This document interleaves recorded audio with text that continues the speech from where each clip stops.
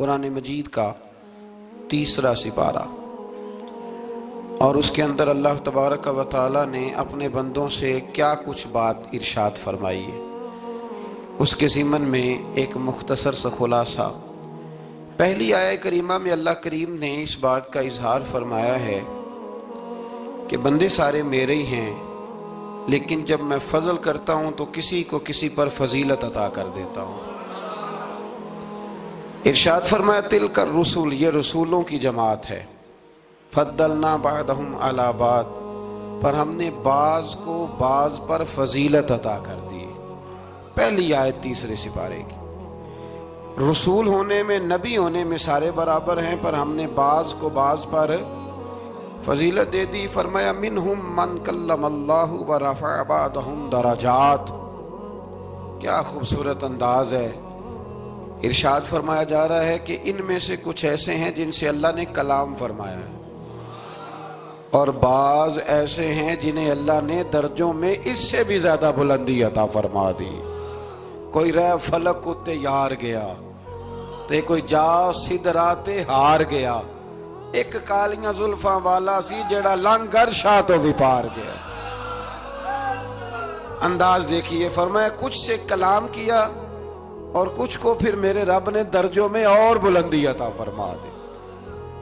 اب اللہ جس کو بلندی عطا کرے وہ کتنی بلندی پہ گیا ہے اس کا کوئی اندازہ کر سکتا نہیں۔ تو میرے اللہ نے بھی نہ بات کھلی چھوڑ دی، فرمایا چلو حساب لگاتے رہو۔ اعلیٰ حضرت فرماتے ہیں کمان امکان کے جھوٹے نقطوں، تم اول اور آخر کے پھیر میں ہو، محیط کی چال سے تو پوچھو وہ کدھر سے آئے اور کدھر گئے تھے۔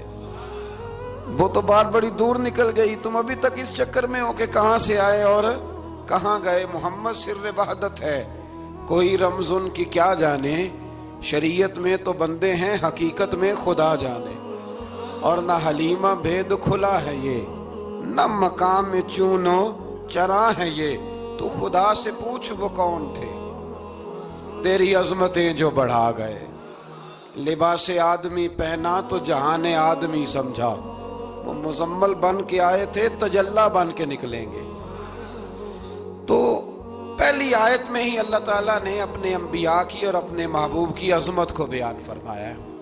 پھر اللہ تبارک و تعالیٰ نے اس سے اگلی آیات کے اندر اپنی راہ میں خرچ کرنے کا حکم دیا، اور پھر آگے بڑھ کے نا اللہ تبارک و تعالیٰ نے اسی پارے میں وہ عظیم آیت ارشاد فرمائی جسے آیت الکرسی کہا جاتا ہے۔ آیت الکرسی میں اللہ تعالیٰ کی عظمتوں کا بیان ہے، شانوں کا بیان ہے، بلندیوں کا بیان ہے، اور اس کے کمال اختیار اور کمالات کا بیان ہے۔ اور یہ وہ خوبصورت آیہ کریمہ ہے آیت الکرسی۔ یہ حدیث آپ نے آج رٹ لینی ہے، یہ رٹ لینی ہے آپ نے حدیث، اور اتنی پکی رٹنی ہے کہ میرا مشورہ ہے کہ بچوں کے کانوں میں بھی بتانی ہے کہ یہ کام بھولنا نہیں۔ نبی پاک علیہ السلام نے فرمایا جو ہر فرض نماز کے بعد آیت الکرسی پڑھے گا نا، وہ مرنے سے پہلے پہلے جنت میں اپنا مقام دیکھ لے گا۔ اب اس سے بڑی فضیلت کیا ہوگی کہ مرنے سے پہلے پہلے۔ امام سیوطی علیہ رحمہ نے اس حدیث کو نقل فرمایا۔ اللہ کریم نے نا آیت الکرسی کے فوراً بعد ارشاد فرمایا لا اکراہ فی الدین، اس دین میں سختی کوئی نہیں۔ تو یا اللہ پھر کیا ہے؟ وہ جو کافر بڑا اعتراض کرتے ہیں نا کہ دین تلوار سے پھیلا ہے، تو دین ان لوگوں نے فوجوں کے ذریعے پھیلایا ہے۔ تو اللہ تبارک و تعالی نے 3 پارے کی آیت نمبر 256 میں وضاحت فرما دی کہ دین میں کوئی جبر نہیں ہے۔ ہاں ہم نے صورتحال واضح کر دی ہے، حق بیان کر دیا ہے۔ اب جو بندہ انکار کرے گا اس حق کا وہ شیطان کے ساتھ ہے، اور جو ایمان لے آئے گا تو پھر اس نے ایک مضبوط چیز کو پکڑ لیا ہے، اور اس مضبوط چیز کو پکڑا ہے جس نے کبھی کھلنا نہیں ہے۔ فرمایا دین میں کوئی جبر نہیں، سختی نہیں۔ لیکن نا دل اللہ کے کنٹرول میں ہے نا سارے، تو اللہ اگر چاہے تو سارے کافروں سے کلمہ پڑھوا دے، لیکن رب فرماتا ہے میں تمہیں حق بتاؤں گا، مان لو گے تو جنت ہے، نہ مانو گے تو جہنم ہے۔ اس لیے جبر والی بات کوئی نہیں۔ آگے اللہ تعالیٰ نے نا اسی پارے میں ارشاد فرمایا کہ اے محبوب علم تری الذی حاج ابراہیم فی ربہ، یہ بھی ایک انوکھی فطرت ہے انسان کی جس کو اللہ تعالیٰ نے اس بارے میں بیان فرمایا۔ محبوب آپ نے اس شخص کی طرف نہیں دیکھا جو حضرت ابراہیم سے جھگڑا کر رہا تھا ان کے رب کے بارے میں؟ جھگڑا کیوں کر رہا تھا؟ ان آتاہ اللہ الملک، کیونکہ اللہ نے اسے ملک عطا فرمایا ہے۔ اللہ نے بادشاہی دیا تو وہ اللہ کے معاملے میں جھگڑے کرنے لگ گئے، وہ کہتا ہے میں ہی رب ہوں۔ تو حضرت ابراہیم علیہ السلام نے فرمایا میرا رب تو وہ ہے جو زندہ کرتا اور مارتا ہے۔ تو بیوقوف نے دلیل کیا دی؟ نمرود کہنے لگا میں رب ہوں، تو فرمایا میرا رب وہ ہے جو زندہ کرتا اور مارتا ہے۔ تو کہتا ہے میں بھی زندہ کرتا ہوں مارتا ہوں، دلیل کیا ہے؟ ایک سزائے موت کا قیدی منگایا، اور حضرت ابراہیم علیہ السلام کے سامنے کہنے لگا بھی تمہاری سزا کیا تھی؟ وہ کہنے لگا کل پرسوں پھانسی ہونے والی تھی۔ کہنے لگا جاؤ تم آزاد ہو۔ کہنے لگا دیکھ لو میں نے زندگی دے دی نا، حالانکہ یہ پرسوں مر جاتا۔ اور ایک بے گناہ کو پکڑا، تلوار ماری اور قتل کر دیا۔ کہنے لگا دیکھو میں بھی تو زندگی اور موت دیتا ہوں۔ اب حضرت ابراہیم اس کی اس دلیل پر اعتراض کر سکتے تھے، آپ نے خاص غور کرنا ہے بات پہ۔ اعتراض کر سکتے کہ تو پاگل ہے، زندگی تو یہ ہے نا کہ جس کو تلوار سے مارا اسے اٹھا کے دکھا، یہ اعتراض ہو سکتا تھا۔ لیکن جب کوئی بیوقوفوں جیسی دلیل دینا، تو علم مناظرہ کا اصول یہ ہے کہ پھر اسے اس کی زبان میں جواب دیا جاتا ہے، پھر اسے یعنی پھر اس کو یہ نہیں آپ کہیں گے کہ یہ تو نے کیا کیا۔ اب جس طرح کا منہ ہوگا تھپڑ بھی، یہ بزرگوں کی مثالیں ہیں نا، تو اس نے کہا جی دیکھو میں نے بھی بندہ ایک زندہ کر دیا ایک مار دیا ہے۔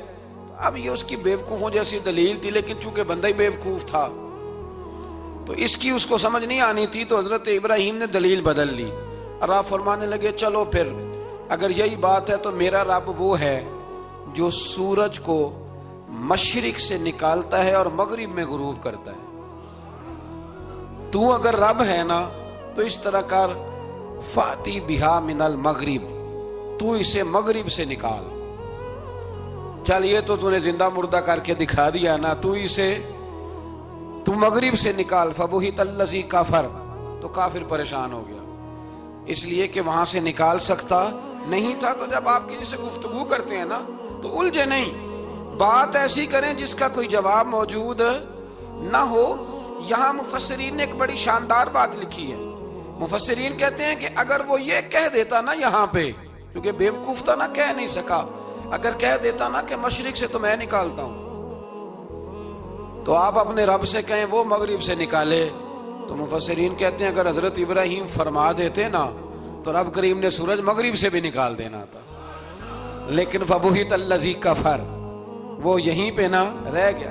یہ اللہ کے بندے ہیں نا۔ امام اعظم ابو حنیفہ رحمت اللہ علیہ کے سامنے ایک دہری آ گیا، وہ کہتا تھا کہ ساری مخلوق خود بخود بنی ہے۔ تو امام صاحب نے بھی علم مناظرہ کے ساتھ اس کے ساتھ گفتگو کی، وہ کہنے لگا جی خود بن گیا سارا کچھ۔ تو امام صاحب کہنے لگے چل چھوڑ، کل بات کریں گے تیرے ساتھ۔ وہ کل دوبارہ آیا تو امام اعظم دریا کے کنارے کھڑے تھے، کہنے لگا امام صاحب بڑے پریشان کھڑے ہو؟ تو آپ فرمانے لگے پریشان اس لیے ہوں کہ میں نے عجیب ہی نظارہ دیکھا ہے، ابھی ابھی ایک درخت خود بخود کٹا ہے اور خود بخود اس کے تختے بن گئے، خود بخود رندا چلا ہے، خود بخود کشتی بن گئی ہے، خود بخود دریا میں اتری ہے، اور خود بخود کچھ بندوں کو ادھر لے کے آنے لگ گئی ہے، کچھ کو یہاں سے ادھر لے کے جانے لگ گئی ہے، سارا کچھ خود۔ وہ کہنے لگا حضور سیانے بیانے بندے ہیں، کبھی کشتی بھی خود بخود بنی ہے، کبھی بندے خود بخود ادھر سے ادھر بھی گئے ہیں۔ آپ فرمانے لگے کشتی خود بخود نہیں بن سکتی تو اتنی بڑی کائنات خود بخود کیسے بن گئی؟ اور اگر بندے ادھر سے ادھر خود بخود نہیں آ سکتے تو بتا یہ سورج اور چاند خود بخود ادھر سے ادھر کیسے روز چلے جاتے ہیں؟ تھوڑی دیر چپ رہا، پھر آ کے امام اعظم کے ہاتھ چومے اور کہنے لگا آپ نے تو کمال کر دیا، میرا ذہن صاف ہو گیا، مجھے کلمہ پڑھائے، میں بھی مدینے والے محبوب کا غلام بن جاتا۔ تو پکی دلیلوں کے ساتھ گفتگو کرتا ہے قرآن پاک، پکی دلیلیں۔ یہ آیت سبق یہ دیتی ہے کہ آپ کسی سے بات کریں تو اب چونکہ سپارہ لمبا ہے بات رہ نہ جائے، پر یہ مضمون اتنا شاندار ہے کہ میرا یہاں رکنے کو دل کرتا ہے۔ وہ ہمارا نظریہ یہ ہے کہ امام کے پیچھے سورۃ فاتحہ نہیں پڑھنی، اگرچہ جو پڑھتے ہیں اس پر کوئی سخت فتویٰ نہیں ہم دیتے، بعض آئمہ پڑھتے ہیں، لیکن سمجھانے کے لیے امام اعظم ابو حنیفہ رحمۃ اللہ علیہ کی رائے ہے کہ امام کے پیچھے سورۃ فاتحہ نہیں پڑھنی۔ ہمارے پاس دلیل ہے، قرآن کہتا ہے جب قرآن پڑھا جائے تو خاموشی سے سنو، اور حضور کا فرمان موجود ہے مصنف ابن ابی شیبہ میں کہ امام کی قرات ہی مقتدی کی قرات ہے۔ بزرگ کہتے ہیں کہ دلیل اس طرح کی دو کہ سامنے والے کے ذہن تک بات پوری اتر جائے، آپ اسے سمجھا پائیں۔ امام صاحب نے جب یہ بات ارشاد فرمائی تو کچھ لوگ آپ سے مناظرہ کرنے آ گئے، 15-20 لوگ تھے۔ ایک ادھر سے بولتا پڑھنی چاہیے سورت امام کے پیچھے، ایک ادھر سے بولتا پڑھنی چاہیے، ایک ادھر سے بولتا۔ تو امام اعظم ابو حنیفہ فرمانے لگے تم سارے پڑھے لکھے لوگ ہو، یہ گفتگو کا طریقہ ہے؟ اس طرح بات کرتے ہیں کسی کے سامنے؟ میں اکیلا ہوں اور تم 15 لوگ ہو، کوئی ادھر سے بولتا ہے کوئی ادھر سے بولتا ہے، طریقہ کرو کوئی بات کا۔ وہ چپ کر گئے، کہنے لگے ویسے ٹھیک تو ہے، ہم تو غیر مہذب ہو گئے۔ امام صاحب کہنے لگے ایک بندے کو منتخب کرو، وہ میرے سامنے آئے۔ انہوں نے ایک بندہ منتخب کر لیا، وہ کہنے لگا جناب یہ ہمارا نمائندہ ہے، یہ اگر جیت گیا تو ہم سارے جیت گئے، یہ اگر ہار گیا تو ہم سارے۔ تو امام صاحب کہنے لگے کیوں منتخب کیا؟ کہنے لگے جی سارے بولیں گے تو سمجھ نہ آئے گی کوئی کیا کہہ رہا ہے، کوئی کیا کہہ رہا ہے، کوئی کہاں ہے کوئی کہاں ہے۔ تو امام صاحب کہنے لگے میرا بھی مسئلہ یہی ہے، ایک الحمدللہ رب العالمین پہ ہے اور دوسرا صراط الذین انعمت علیہم پہ ہے۔ تو میں بھی کہہ رہا ہوں کہ جو امام آگے لگا لیا نا اس پر اعتبار کرو، اس پر اعتبار کرو۔ تو دلیل وہ دیں کہ جو دلیل سامنے والے کے ذہن میں اتر جائے۔ چلیں جی تھوڑا آگے چلتے ہیں۔ اللہ کریم نے نا آگے ایک اور مثال بیان کی۔ یہ جو بہت سارے لوگوں کے دلوں میں خیال آتا ہے نا، قبروں میں جائیں گے ہڈیاں گل جائیں گی سڑ جائیں گی تو کیسے اٹھیں گے؟ تو اسی پارے کی آیت نمبر 259 میں اللہ تعالیٰ نے ہمارا وہ مسئلہ بھی حل کیا اور 2 واقعات تفصیل کے ساتھ تیسرے پارے میں بیان فرمائے۔ اللہ کریم فرماتے ہیں کہ کیا آپ نے اس شخص کو نہیں دیکھا کہ جو ایک ایسی بستی پر سے گزرا وَهِيَ خَاوِيَةٌ عَلَىٰ عُرُوشِهَا، جو اپنی چھتوں کے بل گری پڑی تھی، یعنی بستی تباہ ہو گئی تھی۔ وہ آدمی وہاں سے گزرا، وہ حضرت عزیر علیہ السلام تھے۔ بہت سارے مفسرین کے نزدیک بعض نے یہ لکھا ہے کہ چونکہ یہاں اللہ نے کسی کا ذکر نہیں کیا تو ہم بھی کسی کو مخصوص نہیں کرتے، لیکن کثیر کی تعداد یہ ہے کہ حضرت عزیر تھے۔ آپ گزرے ایک بستی میں تو آپ نے دیکھا کہ وہ بستی تباہ حال ہو گئی ہے اور زمین پلٹ دی گئی ہے، چھتوں کے اوپر لوگ مرے ہوئے پڑے ہیں۔ تو آپ کے دل میں خیال آیا کہ یا اللہ تو انہیں کیسے زندہ کرے گا بعد موتہا، مرنے کے بعد؟ خیال آیا، اللہ کریم نے نا انہی پہ موت طاری کر دی، حضرت عزیر علیہ السلام پہ۔ ان کے پاس تھوڑا سا کھانا تھا، ایک گدھا تھا، درخت کے نیچے لیٹ گئے، گدھے کو باندھ کے اللہ تعالیٰ نے ان پر نیند طاری کی اور وہ 100 سال تک سوتے ہی رہے۔ وہ بے آباد بستی آباد ہو گئی، وہاں شہر آباد ہو گیا، دنیا آباد ہو گئی، زمانہ آباد ہو گیا۔ آپ جب سوئے تو آپ کی عمر مبارک 40 سال تھی۔ 100 سال کے بعد اٹھے، ثم بعثا، جب اٹھے قال کم لبثت، اللہ نے فرمایا کتنی دیر سوئے؟ قال لبثت یوما او بعد یوم، کہنے لگے یا ایک دن سویا ہوں یا دن کا تھوڑا سا حصہ۔ تو رب کریم نے فرمایا نہیں، آپ تو 100 سال تک سوئے رہے۔ فرمایا وہ دیکھو ذرا گدھے کی طرف، وہ گدھا جو تھا نا ان کا وہ گل سڑ گیا، ہڈیاں بکھر گئیں، اور وہ جو کھانا تھا نا، پھل تھے، شربت تھا، سالن تھا، اس کا حال یہ ہے کہ لم یتسنہ، وہ باسی بھی نہیں ہوا۔ یہ ہے میرے رب کی قدرت، جس نے پہلے گل سڑ جانا تھا وہ باسی بھی نہیں ہوا، اور وہ گدھا اس کی ہڈیاں بھی بکھر گئیں۔ تو رب کریم نے فرمایا سمجھ آئی ہے میں مردے کیسے زندہ کروں گا؟ عرض کی یا اللہ ایسی سمجھ آئی ہے جو کبھی بھولے گی بھی نہیں۔ 100 سال تک سوئے رہے۔ یہ بڑا لطیف واقعہ ہے۔ حضرت عزیر علیہ السلام اٹھ کے نا تو اپنے گھر گئے تو کوئی پہچانتا ہی نہیں تھا۔ ایک بوڑھی اماں جس کی عمر بہت زیادہ ہو گئی تھی، اس کو جا کے سلام لی تو آپ فرمانے لگے اس اماں سے یہ عزیر کا گھر ہے؟ تو اماں فرمانے لگی ہاں ہے تو عزیر کا، لیکن وہ تو 100 سال پہلے غائب ہوئے، دوبارہ آئے ہی نہیں۔ آپ فرمانے لگے اماں میں ہوں عزیر۔ اماں کہنے لگی کہ عزیر کی تو ہر دعا قبول ہوتی تھی، اگر آپ عزیر ہیں نا تو دعا کریں، میری ٹانگیں جواب دے گئی ہیں، آنکھوں سے نظر نہیں آتا، آپ دعا کریں اگر آپ واقعی عزیر ہیں تو اللہ مجھے شفا دے دے گا۔ تو حضرت عزیر نے دعا کی تو رب نے انہیں شفا دے دی۔ حضرت عزیر کی عمر اس وقت بھی 40 سال تھی۔ حضرت عزیر کی عمر جب گئے تب بھی، واپس آئے تو، اور حضرت عزیر کا بیٹا ان سے ملا تو اس کی عمر 118 سال تھی، پوتے بھی بوڑھے تھے۔ لوگوں نے حضرت عزیر علیہ السلام سے کہا یہ کیا ہے؟ فرمانے لگے یہ میرے اللہ کی قدرت ہے، یہ میرے رب کی قدرت ہے۔ آج بھی آپ دیکھ لیں کہ کچھ لوگوں کے بال ساری زندگی سفید نہیں ہوتے، اور کچھ 17 سال کے 16 سال کے نوجوان ہیں تو سارا سال ان کا سفید ہو جاتا ہے۔ علامات وہ آ جاتی ہیں جو بوڑھوں میں ہوتی ہیں۔ تو اللہ تبارک و تعالیٰ نے فرمایا کہ یہ ہماری قدرت ہے، اس طرح کر کے ہم مردوں کو زندہ کریں گے۔ جب مومن قبروں سے اٹھیں گے نا، مومن آنکھ کھلے گی تو کہیں گے سویرا ہو گیا، جیسے ابھی سوئے تھے نا، کہیں گے دن چڑھ گیا، تو اللہ فرمائے کہ ہاں دن بھی چڑھ گیا ہے اور رب رسول کے دیدار کا نظارہ بھی تمہیں دیا جائے گا، اٹھو بڑی شاندار صبح ہوئی ہے۔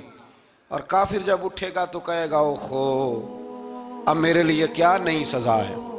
تو اس سے بالکل آگے متصل حضرت ابراہیم علیہ السلام کا وہ واقعہ اسی پارے میں ذکر کیا گیا ہے۔ جب حضرت ابراہیم علیہ السلام نے کہا تھا کہ اے اللہ مجھے دکھا تو مردے کیسے زندہ کرے گا، تو رب کریم نے فرمایا یقین نہیں؟ عرض کی یا اللہ اطمینان قلبی کے لیے، ایک علم الیقین ہوتا ہے، ایک عین الیقین ہوتا ہے، ایک حق الیقین ہوتا ہے۔ کہ یا اللہ میں اطمینان قلبی کے لیے، تو اللہ نے فرمایا 4 پرندے لے لو۔ حضرت ابراہیم علیہ السلام نے 4 پرندے لیے، کچھ نے لکھا ہے کوا تھا، مور تھا، مرغی تھی، کبوتر تھا، مختلف نام آئے۔ وہ 4 پرندے لیے، پھر ان کو ذبح کیا، پھر ان کا قیمہ بنایا، پھر گوشت ایک دوسرے میں مکس کیا، پھر 4 مختلف پہاڑیوں پہ رکھا۔ اللہ نے فرمایا مکس ہو گئے نا آپس میں، اب تم آواز دو۔ حضرت ابراہیم نے آواز دی اور رب نے زندگی دی، اور وہ پرندے اپنی ٹانگوں پر چلتے ہوئے حضرت ابراہیم کے پاس آ کے کھڑے ہوئے۔ تو فرمایا ابراہیم جس طرح ان کو زندہ کیا نا، اسی طرح پھر قبروں سے میں ہڈیاں بھی زندہ کر کے نکال دوں۔ میں ایک فلسفی کو پڑھ رہا تھا، یہ ہمارے جدید دور کے فلسفی بڑے عجیب باتیں کرتے ہیں۔ وہ کہتے ہیں جی ہوا ایسی چلتی ہے کہ انسان قبر میں ہوتا ہے تو ہڈیاں گل سڑ جاتی ہیں تو کوئی بھی نہیں بچتا، اور پھر آپ کہتے ہیں کہ کچھ کو عذاب ہوتا ہے کچھ کو ثواب ہوتا ہے۔ تو قبر کے اندر جب مردے چلے گئے تو آپ یہ بھی کہتے ہیں بعض لوگ کہ ایک قبر سے 70 اٹھیں گے تو ایک کو عذاب ہو رہا ہے ایک کو ثواب ہو رہا ہے، یہ کیا ماجرا ہے؟ ہمارے بزرگوں نے جواب دیا ہے، ہمارے بزرگوں نے یہ جواب دیا ہے کہ یہ ہوائیں، یہ فضائیں، یہ ساری اللہ کی قدرت ہے۔ ہر آدمی کو ٹھنڈ لگ جاتی ہے سردیوں کے موسم میں۔ میں نے کچھ ایسے بندے دیکھے ہیں، بلکہ کوئی مجھے کہے گا تو میں دکھا دوں گا، ساری سردیاں سویٹر نہیں پہنتے، پھر فوت ہو جاتے ہیں، اور کئیوں نے 6 پہنے ہوتے ہیں، پھر بھی دانت کے ساتھ دانت بج رہا ہوتا ہے۔ وہ کہتے ہیں توبہ توبہ بڑی ٹھنڈ ہے۔ یہ بھائی آب و ہوا ایک ہی ہے، لیکن وجود کے اثر قبول کرنے کے معاملات بھی اور ہی ہیں۔ یہی معاملہ قبر میں ہوگا۔ دیکھیں نا حضرت عزیر علیہ السلام کے گدھے نے بھی آب و ہوا لکھی اور کھانے نے بھی، تو گدھا گل سڑ گیا پر کھانا گلا سڑا۔ دوسری بات یہ ہے کہ قبر میں بندے اکٹھے ہیں تو کسی کو عذاب تو کسی کو ثواب۔ تو امام جلال الدین سیوطی رحمۃ اللہ علیہ فرماتے ہیں 2 بھائی اگر ایک پلنگ پہ سوئے ہوں تو ایک خواب میں لاہور ہوتا ہے دوسرا پشاور ہوتا ہے، سوئے کہاں ہوتے ہیں؟ اکٹھے ایک پلنگ پہ۔ وہ ایک کہتا ہے میں رات کو لاہور تھا، اور دوسرا کہتا ہے نہیں تو غلط کہہ رہا میں تو پشاور تھا، تو ہوتے کہاں ہیں؟ تو اگر ایک جگہ پہ آپ موجود ہیں اور اللہ تبارک و تعالیٰ نے آپ کو روحانی طور پر کہیں کا کہیں پہنچا دیا ہے، تو اسی طرح قبروں میں بھی اگر کسی کو عذاب ہوگا تو ہو ہی جائے گا، اللہ معاف کرے، اور اگر کسی پہ رحمت ہوگی تو وہ بھی انشاءاللہ ہو ہی جائے گی۔ تھوڑا سا آگے بڑھتے ہیں۔ پھر اللہ تبارک و تعالیٰ نے نا اپنی راہ میں خرچ کرنے کی بات ارشاد فرمائی۔ فرمایا اگر تم میری راہ میں خرچ کرو گے تو میں تمہیں 700 گنا کر کے واپس کروں گا۔ اللہ کی راہ میں خرچ کریں گے تو کتنا ملے گا؟ یہاں بھی معاملہ یقین کرنے کا ہے۔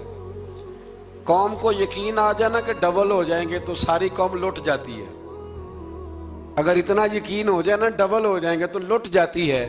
تو اگر یہ بھی یقین ہو جائے نا کہ 700 گنا ہو جائیں گے تو پھر بھی میرا خیال یہ ہے کہ قوم لٹنے کو تیار ہو سکتی ہے. لیکن وہاں لٹ کے برباد ہوتے ہیں. رب رسول کے رستے میں لٹیں گے تو آنے والی نسلوں کو بھی اللہ آباد فرما دے گا, اللہ آباد کر دے گا آنے والی نسلوں کو. تو میرے دوستو تھوڑا سا آگے جب ہم اس پارے میں چلتے ہیں تو اللہ تبارک و تعالیٰ نے 2 باتیں ارشاد فرمائی. ایک تو ارشاد فرمایا کہ شیطان تمہیں نا 2 چیزوں کے بارے میں اکثر ورگلاتا ہے. ایک تمہیں کہتا ہے کہ کنجوسی کرو, فقر تنگ دستی ہو جائے گی اگر خرچ کرو گے, اور دوسرا تمہیں کہتا ہے بے حیائی کرو. اللہ نے فرمایا یہ 2 کام تم نے کرنے نہیں, نہ تم نے بخل کرنا ہے اور نہ تم نے بے حیائی کرنی ہے. اور پھر آگے جا کے ارشاد فرمایا کہ دانائی بڑی حکمت ہے, عقل مندی بڑی حکمت ہے, زندگی دانائی سے گزارو. یؤتی الحکمت من یشاء, اللہ جسے چاہتا ہے حکمت عطا کرتا ہے. ومن یؤت الحکمت فقد اوتی خیرا کثیرا, اور جسے اللہ نے دانائی دی نا عقل, اللہ فرماتا ہے اسے ہم نے خیر کثیر عطا کی. کام سارے ہی ہو جاتے ہیں پر جو عقل کے ذریعے کیا جائے نا, شیخ سعدی نے کہا تھا اگر تیرے پاس 1 من علم ہے نا تو 10 من عقل کی بھی ضرورت ہے, پھر وہ علم آگے پہنچتا ہے. 10 من 1 من شعور کے ساتھ, دانائی کے ساتھ. میرے نبی کریم علیہ السلام نے نا بڑی دانائی کے ساتھ دین پھیلایا ہے, بڑی حکمت کے ساتھ, بڑی خوبصورتی کے ساتھ. حضور نے, ایک شخص نے آ کے کہا یا رسول اللہ صلی اللہ تعالی علیہ وسلم میں 5 نمازیں نہیں پڑھ سکتا, 2 پڑھوں گا. تو صحابہ کہتے ہیں ہمارے دل میں خیال آیا کیسے اجازت ملے گی, نماز تو فرض عین ہے, ہر نماز کی ہر رکعت کا ہر سجدہ فرض ہے, اور یہ پوری 3 نمازوں کی چھٹی مانگ رہا ہے. لیکن حضور نے حکمت سے دین پھیلایا, دانائی سے. مسند امام احمد بن حنبل میں موجود ہے, حضور نے فرمایا اگر 2 نمازیں پڑھو گے 3 نہ پڑھو گے تو کلمہ تو پڑھ لو گے نا دل سے. حضور پڑھ لوں گا, فرمایا چل تو 2 ہی پڑھ لینا, کلمہ پڑھ صحیح. حضرت ابو ہریرہ کہتے ہیں اس نے 3 نمازوں کی چھٹی کی شرط پر کلمہ پڑھا, ابھی پورا ہفتہ نہیں ہوا تھا کہ اس نے 5 نمازیں کیا تہجد بھی شروع کر دی. اس شخص نے پھر اشراق اور چاشت بھی پڑھی, وہ ساری رات مصلی پہ بھی بیٹھا. لہٰذا دانائی کے ساتھ. گھر بھی آپ کا حکمت سے چلے گا, دانائی سے چلے گا. دکان بھی آپ کی حکمت اور دانائی سے چلے گی. تو مسلمان اس کو نہیں کہتے جو جذباتی ہو جائے, جو فٹافٹ مرانے پہ اتر آئے, اس کو کہتے ہیں جو بڑی دانائی کے ساتھ, حکمت کے ساتھ چیزوں کو لے کے آگے بڑھتا ہے. پھر اللہ تبارک و تعالیٰ نے نا 5ویں سے 6ٹھے رکوع میں سود کی حرمت بیان کی. اور اللہ کریم نے فرمایا کہ یہ جو لوگ کہتے ہیں نا کہ سود بھی تجارت کی طرح ہی ہے, یہ بھی تو کاروبار ہی ہے, فرمایا قیامت کے دن یہ اس طرح کھڑے کیے جائیں گے جس طرح کسی کو شیطان چھو لینا. شیطان چھوتا ہے تو وہ آدمی یوں ہو جاتا ہے جیسے پاگل ہو گیا ہے. تو ان لوگوں کو جو سود اور کاروبار کو ایک کہتے ہیں, انہیں بھی قیامت میں پاگلوں کی طرح کھڑا کیا جائے گا. اور پھر اللہ تعالیٰ نے حکم دیا, فرمایا سود چھوڑ دو جو باقی رہ گیا ہے, اس سے جان چھڑا لو. اور اگر تم نے ایسا نہ کیا فَإِن لَمْ تَفْعَلُوا, اگر تم نے ایسا نہ کیا فَأْذَنُوا بِحَرْبٍ مِّنَ اللَّهِ وَرَسُولِهِ, پھر اللہ اور اس کے رسول سے جنگ کرنے کے لیے تیار ہو. طویل ترین آیت قرآن مجید کی, آیت نمبر 282. اس میں اللہ تعالیٰ نے فرمایا جب بھی تم نے لین دین کرنا ہے اسے لکھنا ہے. ایک لفظ سے نا مجھے تو کئی دفعہ چڑی ہو جاتی ہے, وہ لفظ ہے کہ مجھے اعتبار ہے. میں کہتا ہوں کہ وہ والدین بڑے ظالم ہیں جو کہتے ہیں مجھے جوان بچی اکیلی کالج جاتی ہے تو مجھے اعتبار ہے. جوان بچے کو 10-20 ہزار روپیہ جیب میں ڈال کے گلی میں بھیج دیتے ہیں اور کہتے ہیں مجھے اعتبار ہے. اسی طرح وہ لوگ بھی بڑے ظلم کرتے جو اپنے بھائی کے ساتھ لین دین کرتے ہیں, تحریر نہیں کرتے اور کہتے ہیں مجھے اعتبار ہے. اللہ کو بھی تو اعتبار ہے نا اپنے بندوں پہ. تو رب فرماتا ہے میرے بندو جب لین دین کرو تو اسے لکھ لو. یہ قرآن کا حکم ہے, یہ میرے رسول کی سنت ہے, یہ میرے نبی کا طریقہ ہے. جب بھی لین دین کریں اسے تحریر کریں, اسے طے کریں, اچھے طریقے سے نوٹ کریں, تاکہ وہ کسی جگہ پہ جا کے بھی کوئی معاملہ بھی کمزوری کا باعث نہ بنے. تو اس آیہ کریمہ میں اللہ کریم نے یہ بھی ارشاد فرمایا کہ للہ ما فی السماوات و ما فی الارض، آگے جا کے فرمایا کہ زمین آسمان میں جو کچھ بھی ہے ان سب کا مالک اللہ ہے۔ ہمیں اللہ نے جو کچھ دیا نا وہ استعمال کرنے کے لیے دیا ہے۔ اگر ہم مالک ہوتے تو قیامت میں حساب نہ دیتے، مالکوں نے کبھی حساب نہیں دیا، حساب تو منشی دیتے ہیں۔ اللہ نے ہمیں استعمال کرنے کے لیے چیزیں دی ہیں، اس لیے اللہ فرماتا ہے ثم لتسألن یومئذ عن النعیم، قیامت میں نا میں تم سے ایک ایک نعمت کے بارے میں سوال کروں گا۔ تو یہ ساری امانتیں ہیں اللہ کی، جتنا کچھ ہمارے پاس ہے، وہ کوئی بھی صلاحیت ہو، کوئی بھی قوت ہو، تو اس کو صحیح استعمال کریں امانت کو۔ پھر میرے عزیز، اللہ تبارک و تعالیٰ نے نا اس سورہ مبارکہ کے آخر میں ہمیں ایک دعا سکھائی ہے، وہ بڑی شاندار دعا ہے، ہر چیز طلب کرتی ہے کہ اس کو پڑھا جائے، دیکھا جائے، پر اس دعا کے آخری لفظ یہ ہیں واعف عنا، اللہ ہم سے درگزر فرما، اور آخری لفظ یہ ہیں کہ واغفر لنا، اللہ ہمیں بخش دے، وارحمنا، اور اللہ ہم پہ رحم فرما، اس لیے کہ انت مولانا، تو ہی ہمارا مددگار ہے، فانصرنا علی القوم الکافرین، اللہ کافروں کے مقابلے ہمیں ہماری مدد فرما۔ تو پھر آگے سورہ آل عمران شروع ہوتی ہے۔ سورہ آل عمران کے بالکل ابتدا میں اللہ کریم نے فرمایا کہ قرآن پاک میں دو قسم کی آیات ہیں، کچھ آیات بالکل واضح ہیں اور کچھ آیات ایسی ہیں کہ جو متشابہ ہیں، جن کو سمجھنے کی ضرورت ہے۔ تو فرمایا جن کے دلوں میں کجی ہے نا، کھوٹ ہے، وہ متشابہ آیات کے پیچھے جاتے ہیں۔ کچھ آیات بالکل واضح ہیں، کچھ کو سمجھنے کی ضرورت ہے۔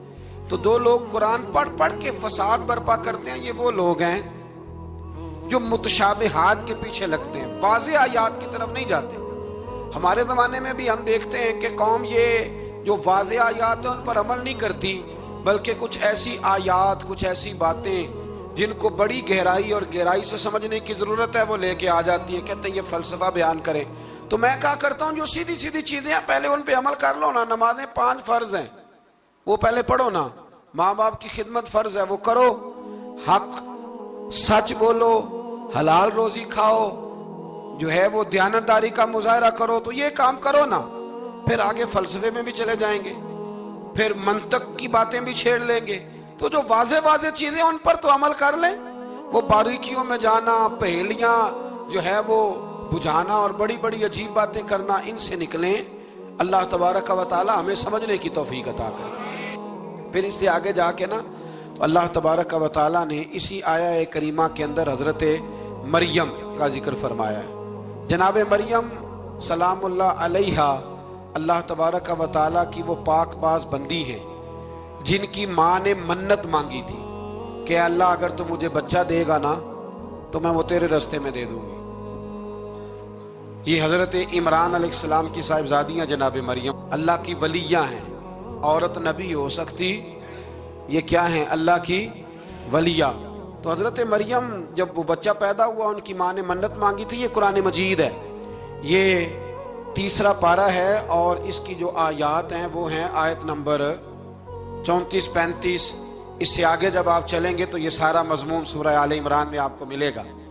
تو جب آپ کی ولادت ہوئی تو بیٹی پیدا ہو گئی، تو اب حضرت جناب مریم سلام اللہ علیہا کی جو والدہ تھی نا، وہ ان کو لے گئی جناب زکریا علیہ السلام کے پاس، وہ ان کے خالو تھے۔ کہا میں نے منت مانگی تھی کہ میں بچہ ہوگا تو مسجد کے لیے وقف کروں گی، تو اللہ نے بچی دی ہے۔ تو حضرت زکریا نے جناب مریم کے لیے اوپر چھت پہ ایک محراب بنا دیا، وہ محراب کے اندر رہتی تھی، وہاں عبادت کرتی تھی۔ حضرت زکریا آپ کے خالو بھی تھے، اللہ کے پیغمبر بھی تھے، وہ وہاں بیٹھا کرتے تھے اور ان کی پرورش کرتے، کھانے پینے کا خیال کرتے۔ بڑی خاص بات ہے، عقیدے کی بات ہے۔ جب سے پہلا سپارہ ہم نے شروع کیا نا تو تھوڑی سی دیر کے بعد وہ عقیدہ آ جاتا ہے جس عقیدے پہ اللہ تعالیٰ نے مجھے اور آپ کو قائم رکھا ہوا ہے۔ ذرا دیکھیں یہاں بھی بات کھول کے کیسے واضح آتی ہے۔ حضرت جناب مریم جب جوان ہو گئیں تو حضرت زکریا ایک دن اندر داخل ہوئے تو دیکھا کہ وہاں بے موسم پھل پڑے ہوئے ہیں، موسم بھی نہیں ہے اور وہ پھل موجود ہیں۔ تو اللہ کے نبی نے اللہ کی ولیہ سے پوچھا کہ یہ کہاں سے آئے؟ انا لکی ھذا، پوچھنے لگے حضرت زکریا یہ کہاں سے آئے؟ قالت हुआ मिन इंदिल्लाह। तो हजरत मरियम कहने लगी ये मेरे अल्लाह की तरफ से आए हैं, ये मुझे अल्लाह ने दिए हैं। और इन्नल्लाह यर्ज़ुकु मन यशाउ बिगैर हिसाब, और जब रब किसी को रिस्क देता है तो फिर बगैर हिसाबो किताब ही अता फरमाता है। तो हजरत ज़करिया के पास औलाद कोई नहीं थी, बूढ़े हो गए थे। जब देखा ना कि अल्लाह की वलिया को अल्लाह ने बेमौसमे फल दे दिए तो ख्याल आया कि मैं भी बूढ़ा हूँ, मेरी बीवी भी बूढ़ी है, तो अगर रब अपनी वलिया को बेमौसमे फल दे सकता है और देता है अपने करम से, तो अपने नबी को भी तो बगैर मौसम की औलाद दे ही सकता है ना। अब मौसम तो गुजर गया, बुढ़ापा आ गया, लेकिन वहां खड़े होकर हजरत ज़करिया ने दुआ मांगी, रब ने कबूल फरमाई, और हजरत यहया अलैहिस्सलाम हजरत ज़करिया को अता फरमाए। तो अगर वलिया की मेहराब के पास खड़े हो के अल्लाह के नबी दुआ मांगे तो रब कबूल फरमाता है, तो हम दाता अली अजमेरी के मज़ार पे जाके दुआ मांगे, तो हम गौसे आदम जिलानी के मज़ार पे जाके दुआ मांगे, तो इमाम शाफी फरमाते हैं जब भी कोई मुश्किल पेश आती है मैं इमाम आजम के मज़ार पे जाता हूँ और करीबी मस्जिद में 2 नफल पढ़ के उनके मज़ार पे दुआ मांगता हूँ, अल्लाह मेरी हर मुश्किल को आसान फरमा देता है। तो भाई ये तो कुरान मजीद की आयत है ना, इनको तो खोल के देखो ना। कोई और माना इस आयत का, कोई और तफसीर, कोई और मफहूम। हजरत ज़करिया इसके अलावा भी तो दुआ मांग सकते थे ना, लेकिन उन्होंने जनाब मरियम के पास बगैर मौसम के फल देखे तो दुआ मांगी, बगैर मौसम के फल देखे।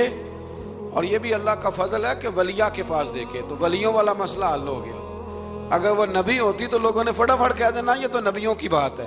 तो मेरे भाई, अगर किसी को बगैर मौसम का फल चाहिए तो किसी वली अल्लाह के पास जाए, किसी अल्लाह के नेक बंदे के पास जाए, रब बेमौसम फल भी अता करता है।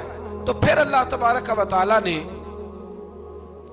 आगे जाके नहीं आयात में इरशाद फरमाया कि हमने जनाब मरियम को बगैर शादी के बेटा भी अता किया, और बेटा भी वो अता किया कि जो अल्लाह के नबी हैं, और बेटा भी वो दिया जिन्होंने पंघोड़े में बातें करनी शुरू कर। ये मेरी ख्वाहिश है कि ये आयतें आपने ज़रूर पढ़नी है। ये आयत नंबर 39 और 40, इन्हीं पर मैं भी बात ख़त्म कर रहा हूँ। हज़रत ईसा की शान रब करीम ने बयान फरमाई, ये अल्लाह का कुरान है, ये अल्लाह का कुरान है। उनकी शान क्या है कि हज़रत ईसा अलैहिस्सलाम फरमाते हैं कि मैं ना मट्टी की मूरत बनाता हूँ, फिर उसमें फूंक मारता हूँ, मिट्टी का परिंदा बना के उसमें फूंक मारता हूँ मैं। फूंक हज़रत ईसा मारते हैं, और जनाब ईसा कहते हैं वो अल्लाह के हुक्म से उड़ना शुरू कर देता है। फूंक किसने मारी, उड़ाया किसने? मैं इतनी सी बात है, इसको समझ लें। हजरत ईसा कहते हैं मैं मट्टी की मूरत बना के उसमें फूंक मारता हूं तो अल्लाह के हुक्म से जिंदा हो जाती है, उड़ने लगती है। हजरत ईसा फरमाते हैं मैं तंदुरुस्त करता हूं मादरजाद अंधों को, लाइलाज कोड़ों को, और मैं मुर्दे भी जिंदा करता हूं, करता अल्लाह की इजाजत के साथ। और इसी आयत में हजरत ईसा फरमाते हैं कि मैं तुम्हें बताता हूं जो तुम खा के आते हो, और वो भी बताता हूं जो तुम घर में छोड़ के आते हो। तो हजरत ईसा अलैहिस्सलाम मट्टी का परिंदा बना के फूंक मारे तो रब उसमें जान पैदा कर दे, मुर्दे में जान भी पैदा करते हैं। और फिर हजरत ईसा मादरजाद अंध और कोड़ों को आंखें भी देते हैं अल्लाह के हुक्म से। और फिर हजरत ईसा अलैहिस्सलाम मुर्दा भी जिंदा करते हैं उसके इज़्न से। जो खा के आते हैं वो भी बताते हैं, जो छोड़ के आते हैं वो भी बताते हैं। तो ये तो हजरत ईसा की शान है। ये हाल है उनके गुलामों का, तो मेरी सरकार का आलम क्या होगा, तो मेरी सरकार का आलम क्या होगा। एक जुमला मेरे आला हजरत का, और बात बड़ी आला, फरमाने लगे हजरत ईसा अलैहिस्सलाम तो फूंक मार के मुर्दा जिंदा करते हैं ना, तो फरमाते हैं मेरे नबी तो एक नजर देख लें तो मुर्दा दिल को जिंदा कर दिया करते, मुर्दा दिल। और फिर एक हदीस सुन लें ताकि बात और वाज़े हो जाए। हुजूर ने फरमाया उलमा उम्मती का अंबियाए बनी इसराइल, मेरी उम्मत के उलमा भी उसी तरह होंगे जिस तरह बनी इसराइल के नबी होते थे। तो अगर हजरत ईसा के अंदर ये ताकत है तो मेरे महबूब के गुलामों में भी बड़ी ताकत है। हजरत आसफ बिन बरखिया अगर तख्त ला सकते हैं तो गौसे आदम भी बेड़ी ऊपर उठा लेते। اس لیے عقیدہ اور نظریہ قرآن ہے، حدیث ہے. ہم چونکہ پڑھتے نہیں، توجہ نہیں کرتے، تو لوگ ہمیں فٹافٹ، آپ یقین کریں بڑے صاف ستھرے انداز میں لوگ آ کے کہتے ہیں جی دیکھو جی یہ کدھر سے آ گیا. تو میں نے کہا یہ اللہ کا قرآن ہے، اور قرآن میں نہ ہو ہمیں بات کرنے کی کیا ضرورت ہے. یہ سارے عقائد اور نظریات وہ ہیں جو رب کریم نے خود قرآن مجید میں ہمیں عطا فرمائے ہیں. اللہ آپ کو خوش رکھے، بابرکت رکھے. آخر دعوانا